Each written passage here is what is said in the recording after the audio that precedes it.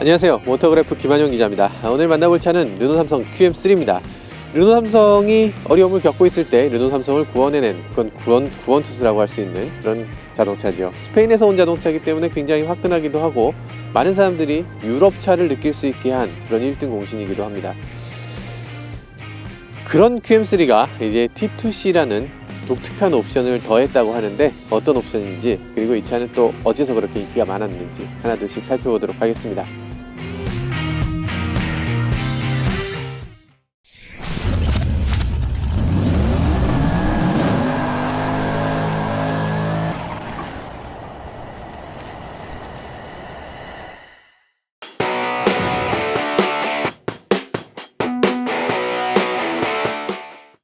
굉장히 아름다운 모습을 볼 수가 있어요. QM3만이 갖고 있는 그런 독특한 캐릭터, 그리고 우리나라의 거의 모든 자동차들이 뭔가 좀 천편일률적이라는 느낌이 드는데 QM3만큼은 뭔가 우리나라 자동차 같지 않다, 이런 느낌이 듭니다. 컬러도 지금은 더 향상된 컬러가 이제 들어오고 있어요. 지금 보면 여기 엄청나게 펄이 많이 들어가고, 그리고 보는 각도에 따라서 색이 좀 달라 보이는 이런 형태의 컬러를 도입을 했습니다. 이 컬러 정말 훌륭한데요. 이 컬러 안에 들어가는 펄이 굉장히 다양한 것들이 들어갑니다. 너무 많죠? 컬러는 정말 칭찬을 계속 하고도 또 하고 싶은 그런 컬러입니다. 보는 각도에 따라서 빛이 어떻게 반사되는지가 달라 보이기 때문에 이렇게 굽어 있는 곡면이 훨씬 더 굽어 있는 것처럼 훨씬 더 역동적으로 보입니다. 굉장히 아름답게 보이는 이유가 여러 가지 있는데, 이렇게 투톤으로 만들어진 구조도 한몫합니다. 투톤인데 이 부분이 정말 매끄럽게 잘 이어져 있고요. 이 파팅 라인과 이어서 이렇게 컬러를 다르게 한 이런 것들 아주 세련되게 느껴지네요. 이 블랙 부분을 굉장히 잘 활용을 해서 이 테일램프의 주변으로 또 이렇게 검정색을 둘러서 더욱더 이 차에 강인한 그런 느낌을 더해주고 있네요. 머플러가 보이지 않는 구조죠. 머플러가 저쪽에 숨겨져 있고요. 디퓨저는 약간 화려함을 더하는 정도로 되어 있습니다. 트렁크 공간을 봤을 때 공간은 뭐 충분하고요. 그리고 두 단으로 만들어서 아래쪽에는 또 더 많은 짐을 실을 수 있도록 이렇게 만들어 놓고 있습니다. 이렇게 꽂아서 이 위에다가 짐을 좀 더 놓고 이 밑에 짐을 좀 더 놓고 하는 방법도 있고요.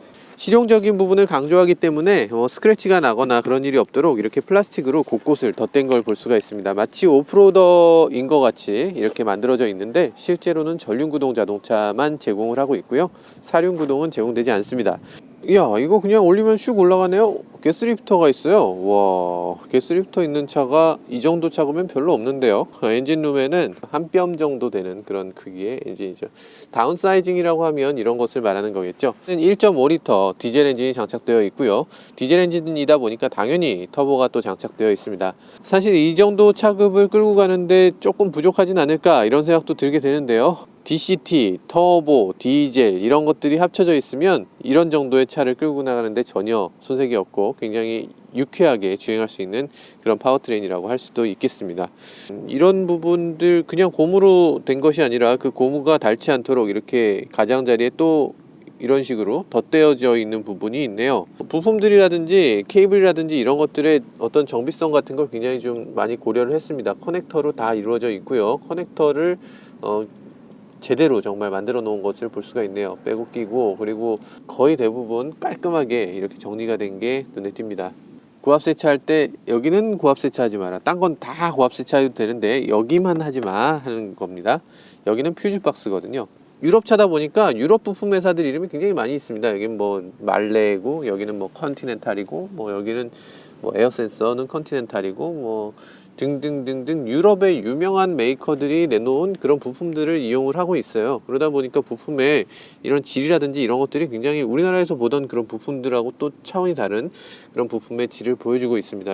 단순히 저게 뭐 유럽산 부품이기 때문에 더 좋다 이렇게 얘기할 수는 없지만, 어쨌든 조금 더 좋을 수도 있겠는데, 뭐 이런 기대를 해보게 됩니다. 르노 삼성 차들이 열선이 뭐 이런 데 붙어 있어요. 사실 여기 이런 데 붙어 있고, 켰을 때 이게 켜졌는지 꺼졌는지를 운전석에서 알 수 있는 방법이 별로 없죠. 그래서 조금 좀 이걸 왜 여기다 달았지 하는 느낌도 있긴 한데, 어쨌든 그래도 없는 것보다 낫잖아요. 뭐 세단이나 해치백 같은 감각인데, 그런데 세단하고 해치백하고는 꽤 다릅니다. 세단 해치백 같은 경우는 머리가 들어올 때 요런 정도 숙이는 게 아니라 많이 숙여야 될 것 같은데 이 차는 꽤 조금 숙이고 들어올 수 있는 거예요. 약간 SUV 느낌이 좀 나는 거죠. 느낌이 나는 거지 SUV 다라고 할 수는 없죠. 그렇게 뭐 꼿꼿하게 서는 것도 아니고, 그리고 머리 공간이 그렇게 많이 남지도 않습니다. 딱 적당한 정도. 헤드레스트 꽤 많이 올라오도록 이렇게 잘 구성되어 있습니다. 유럽 자동차다 보니까 당연히 한 3점씩 안전벨트 되어 있고요. 그리고 6대4로 폴딩되는 시트도 있습니다. 그리고 아이소픽스 같은 경우도 여기 꽂을 수 있도록 이렇게 되어 있죠. 한 가지 좀 특이한 점은 여기에 이렇게 네, 이런 게 있는 거예요. 무릎 공간은 무릎 공간이고 발 공간이 작은 경우가 있는데 이 차는 발 공간이 꽤 넓어요. 앞좌석의 시트 아랫부분을 많이 파놔서 발이 이렇게 잘 들어가도록 만들어져 있어요. 그래서 꽤 다리를 펴고 앉을 수 있는 그런 공간이 되죠. 이 차는 그렇게 비싸게 만들어진 차는 아니거든요. 비싼 차가 아닌데도 갖춰야 될 건 다 갖추고 있다는 게 가장 놀라운 점입니다. T2C라고 하는 게 새롭게 들어왔습니다. T2C. 여기 디스플레이가 굉장히 좀 특이해 보이시죠? 굉장히 특이해 보이는데 여기 T맵을 누르면 내비게이션이 나옵니다. T맵 내비게이션이 나오죠. 요즘 들어서는 스마트폰 내비게이션이 일상적으로 되어 있잖아요. 그냥 내비게이션이 아무리 좋아도 스마트폰 내비게이션처럼 목적지를 빨리 안내해 주는 경우는 없습니다. 그런 면에서 T맵을 여기 적용한 건 굉장히 좀 좋은 아이디어인 것 같고요. 사실 좀 재밌는 게 이건 이렇게 빠지기도 해요. 중요한 건 이 패드 자체의 기능이 좋으냐가 아니라 이 차하고 연결이 잘 되느냐겠죠. 이렇게 그냥 꽂기만 하면 바로 차하고 연결이 돼서 이 프로그램이 바로 동작을 하고 T2C라는 프로그램이 바로 동작을 하고, 그리고 이제 그 안에서 이런 기능들이 돌아오게 됩니다. 바로 꽂자마자 후진을 넣으면 바로 이렇게 후방 카메라가 나옵니다. 후방 카메라가 바로 나오고 뒤를 그대로 바로 볼 수 있게 이렇게 되어 있는 거죠. 일단 뭐 라디오라든지 이런 것들도 따로 별도로 뭐 연결하는 과정 없이 그냥 꽂으면 바로 동작하기 시작합니다. 돌려서 조절하고 누르면 무음으로 바뀌고 다시 누르면 그 누구나 예상할 수 있는 방식대로 동작하게끔 되어 있고요. 차량용 오디오 장치도 없어졌고, 그리고 USB 단자도 없어졌습니다. USB가 그전에는 여기 단자가 있었는데 USB 단자도 없어졌고요.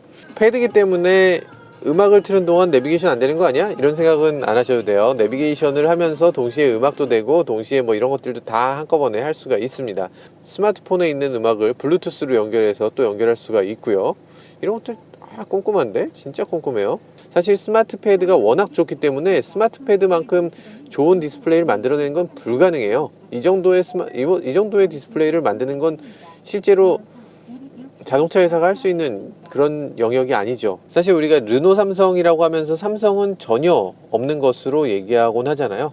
삼성은 이미 끝났는데 왜 르노 삼성이란 이름을 계속 붙이느냐, 왜 삼성 로고가 여기 붙어 있느냐, 이렇게 얘기도 계속 하는데, 사실 삼성이 20%의 지분을 갖고 있어요. 20%의 지분이라는 건 엄청난 숫자입니다. 대기업에서 20%는 엄청난 숫자고요.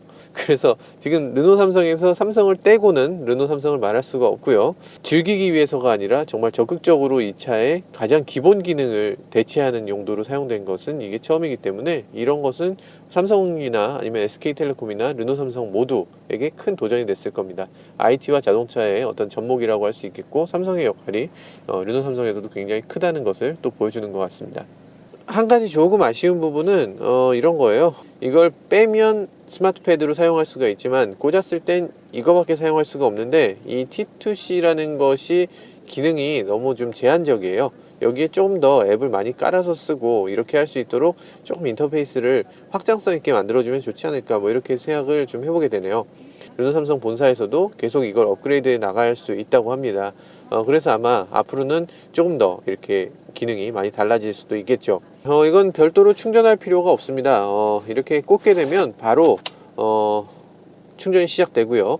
바로 소리가 이 차로 나오게 되죠. 블루투스로 연결이 돼서 차로 바로 나오게 됩니다. 데이터 같은 경우는 데이터 요금제를 가입을 해야 되고요.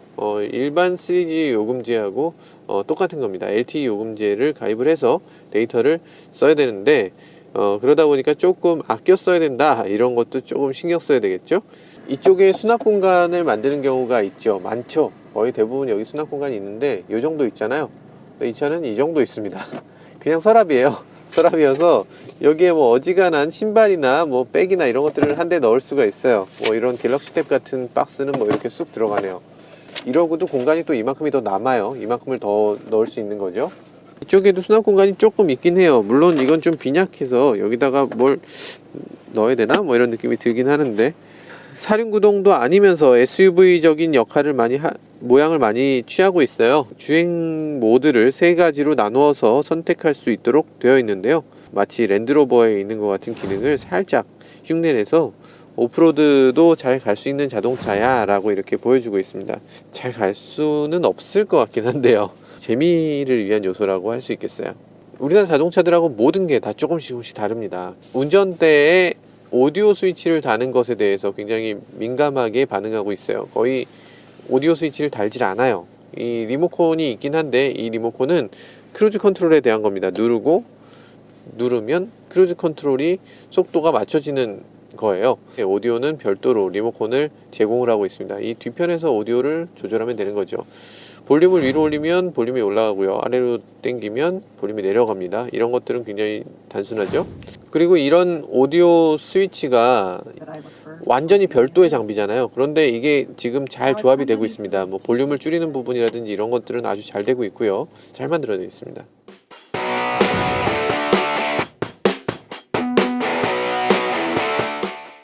네, 실내의 어떤 그 소재감이라든지 이런 것들이 꼭 모든 게 다 만족스럽진 않아요. 약간 저렴한 느낌이 드는 그런 소재도 많이 사용하고 있습니다. 특히 이런 건 좀 촌스럽네요. 아무튼 이런 것들이 이 차에서 불만으로 그렇게 느껴지지가 않아요. 왜냐하면 굉장히 화려하고 굉장히 시선을 빼앗길 만한 부분들이 많고, 이런 것들이 뭐 눈을 많이 사로잡기 때문에 뭐 이런 사소한 것들은 넘어가게 되는 거죠. 이게 바로 디자인의 힘이 아닌가 이런 생각이 듭니다. 이 차에서 QM3를 타보는 사람들이 다들 하소연하는 게 있어요. 기름이 너무 안 달아서 주유소를 갈 수가 없다는 거예요. 주유소 포인트가 쌓이지 않는다고 합니다. 시승할 때마다 기름을 이 끝칸보다 더 넣어줘요. 조금 더. 끝칸 한 칸을 거의 쓰지 못하고 반납하게 됩니다. 이게 너무 기름을 안 먹거든요. 공인연비보다 실연비가 더 잘 나오는, 훨씬 더 잘 나오는 그런 면 안 되는 자동차 중에 하나인 것 같아요. 이 차는 그렇게 강력한 차는 아닙니다. 1.5리터 엔진을 갖고 있기 때문에 뭐 힘이 넘쳐난다고 할 수는 없겠죠. 그런데 DCT가 있어요. 경쾌하다라고 할 수 있는 정도로 확 밀어주는 건 아니고 약간 유쾌하다 정도, 뭐 즐겁다 정도, 이런 정도의 밀어줌이 있습니다. 변속되는 시점이 굉장히 빠르고 굉장히 직결되는 느낌이 확 듭니다. DCT와 디젤의 조합이 굉장히 좋습니다. 굉장히 잘 만들어진 그런 DCT예요. 이 차에서 풍절음은 꽤 들리는 편인데요. 바람 소리도 들리지만 바깥에 노면 소음이라든지 이런 소음들이 그대로 들어옵니다. 이 차가 시끄러운 건 80km 이상 넘어갔을 때거든요. 근데 80km 이하로 달릴 때라면 그렇게까지 시끄럽다는 느낌은 들지 않아요. 그런데 이 차를 타면 어느 정도 안정감이 있기 때문에 속도를 자꾸만 저도 모르게 높이게 되는 그런 면도 있네요. 르노 삼성이 예전부터 차가 어느 정도 부드러우면서도 그 핸들링을 할 때 차를 어느 정도 받쳐주는 그런 든든함 같은 것도 동시에 갖고 있는 서스펜션을 추구했죠. SM7은 가변 서스펜션을 갖고 있어요. 뭐 그랜저라든지 그런 경쟁차들이 갖고 있지 못한 부분인데, 코너를 강하게 들어갔을 때는 차가 넘어지는 걸 막아주고요. 이 차도 마찬가지로 그런 가변 서스펜션이 장착됐다거나 그러진 않았지만, 그런 서스펜션의 그런 완전함, 서스펜션에 두는 비중 같은 것이 이 차에서는 굉장히 높은 주안점으로 이렇게 자리매김을 하고 있는 것 같습니다. 핸들의 감각이 샤프하다거나 이러진 않지만 조향을 해보면 유격이라든지 이런 게 거의 느껴지지 않고 아주 약간의 움직임에도 차가 거동을 해 나가는 걸 볼 수가 있습니다. 좀 쫀득쫀득한 그런 핸들의 감각을 보여주고 있네요. 차가 기울어지는 부분도 많이 신경을 쓰게 되는데 이 차 정도면 기울어짐도 그렇게 크지는 않습니다. 좋은데요? 엔진의 출력은 저속에서의 출력은 충분하다는 느낌이 듭니다. 그런데 시속 100km를 넘어서게 되면 뭐 120km, 140km, 이 차는 한 150km 정도면은 거의 가속의 한계가 오기 시작하는 것 같아요. 나가는 느낌도 안정적이고 그리고 핸들의 조향 감각도 안정적이고 서스펜션도 안정적이고 이런 것들이 종합적으로 이 차의 고속 안정성을 만들어내고 있습니다. 이 차의 브레이크는 사실 앞쪽은 디스크 브레이크지만 뒤쪽은 드럼식 브레이크예요. 뭐 드럼식 브레이크가 무조건 나쁘다 라고는 할 수는 없어요. 어쨌든 요즘 유행하는 스타일은 아닌 거죠. 드럼식 브레이크는 조금 더 빨리 데워지는 경향이 있고 뜨거워지면 그만큼 성능이 많이 떨어질 수도 있으니까요. 그런데 이 차는 드럼식 브레이크의 가장자리에 방열판을 만들어서 어느 정도의 방열은 좀 될 수 있도록 그렇게 구성을 해 놓고 있습니다. 브레이크 성능이 떨어지는 건 아닙니다. 지금 보면 브레이크 성능 굉장히 우수한 편이고요. 브레이크가 잡힐 때의 느낌이 초반에 몰려있고 후반에는 좀 느슨해지는 이런 형태의 브레이크를 사용하는 경우도 많이 있어요. 경쟁 모델이라고 할 수 있는 티볼리도 앞쪽에 너무 몰려있는 거 아닌가 이런 느낌이 들어요. 이 차는 그런 것들이 굉장히 잘 되어 있습니다. 굉장히 밟았을 때 어느 정도 밟았을 때 어느 정도 서는지를 운전자가 명확하게 알 수 있는 그런 형태의 브레이크를 갖고 있어요. 가속 페달도 지나치게 초반에 몰려있는 자동차들이 현대기아차에 많았고 지금은 좀 덜하지만 근데 이 차는 그렇지 않아요. 초반에 DCT임에도 불구하고 굉장히 부드럽게 출발할 수 있는 걸 볼 수가 있고요. 네, 이 차 주행 감각은 뭐 굉장히 좋은 편이죠. 이런 소형 SUV임을 감안하면 굉장히 좋은 편이고요. 소형 SUV를 감안하지 않아도 꽤 나쁘지 않은 그런 주행 감각을 보여주고 있습니다. GM이 내놓은 쉐보레 트랙스가 우리나라 첫 번째로 나온 B세그먼트 SUV고요. 그 다음에 이게 나왔고 그 다음에 티볼리가 나왔습니다. 트랙스 같은 경우는 어떤 시장을 열었다는 면에서 아주 높이 평가할 만합니다. 그런데 트랙스는 이 차에 비하면 훨씬 SUV예요. 사실 4륜구동 옵션도 해외에는 있고요. 그리고 차체 높이도 조금 더 높습니다. 사실 더 SUV에 가깝다고 할 수 있죠. 하지만 이 차는 그 트랙스가 갖고 있었던 약간 투박함 그런 것들을 없애고 좀 더 날씬하게 이렇게 디자인을 만든 것 같아요. 그래서 트랙스가 갖지 못했던 그런 장점들을 이 차는 갖고 있는 것 같습니다. B세그먼트 SUV가 꼭 필요한가 하는 생각을 한번 해볼 필요가 있어요. 세단하고 비교했을 때 특별히 짐이 더 실리지 않습니다. 실내 공간도 거의 비슷해요. 오히려 조금 뭐 세단 중에 뭐 소나타급이라든지 이런 어떤 중형차 중에 최신 중형차에 비하면 오히려 공간도 더 작고 수납 공간도 더 작습니다. 작은 차예요. 작은 차고 액센트급보다 조금 작은 차를 위로 올렸다고 보시면 돼요. 이 차는 유로6 엔진이 장착된 자동차입니다. 유로6인데다가 이제 스탑앤고가 들어가기 시작했어요. 브레이크를 밟으면 시동이 꺼지죠. 시동이 꺼지고 다시 켜지기도 합니다. 유로6를 더하다 보니까 스탑앤고가 어쨌든 들어갔는데 그 스탑앤고가 제대로 동작하지 않아서 시동이 저절로 꺼지는 현상이 벌어진다 라고 이렇게 불만을 토로하는 경우도 있습니다. 실제로 저희가 테스트했을 때는 그런 현상이 발생되지 않았는데 아마 뭐 당연히 그런 경우는 모든 차가 그런다고 볼 수는 없겠고 특정 차에 그런 일이 발생하는 것 같은데 유로6 차가 나온 지 얼마 되지 않았기 때문에 아마 지금 굉장히 초기일 것 같은데 그 초기에 있었던 그런 불만을 적극적으로 나서서 빨리 소화해야만 어떤 앞으로의 그런 이미지를 형성하는데 큰 도움이 될 거라는 생각이 듭니다. 네, 지금 이 차는 B세그먼트 SUV의 어떤 꽃을 피운 자동차라고 하겠죠. 앞서서 나왔던 차가 좀 실패를 했고 그리고 이 차가 나오면서 우리나라의 진정한 B세그먼트 SUV가 어떤 것이다를 알린 그런 아주 대표적인 자동차입니다. 유럽 사람들이 타는 그대로 차를 갖고 왔기 때문에 우리나라 사람들이 탔을 때 굉장히 신선하다라는 느낌을 오히려 더 받게 됐었고요. 굉장히 재밌다라는 느낌도 받았습니다.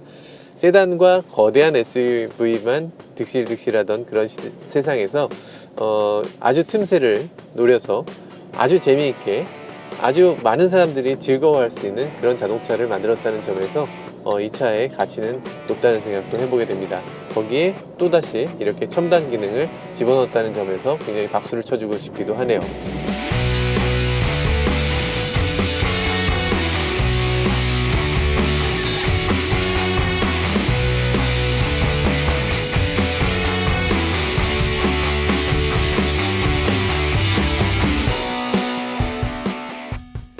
네, 지금까지 르노 삼성 QM3를 시승해 봤는데요.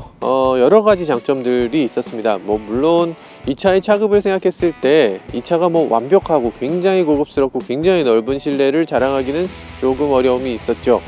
이 정도 차급이 가질 수 있는 최고의 성능, 그리고 이 정도 차급이 가질 수 있는 어떤 주행 감각의 기쁨, 이런 것들을 모두 갖추고 있는 차였고요. 그리고 가격이 그렇게 비싸지 않으면서도 부족함이 전혀 없이 만들어낸 것들, 그리고 T2C라는 이런 아주 획기적인, 정말 뒤통수를 땅 때리는 것 같은 그런 아주 첨단 아이디어, 그런 것들이 이 차의 가장 큰 매력 포인트라고 할 수 있겠습니다. 지금까지 모터그래프 김한용 기자였습니다.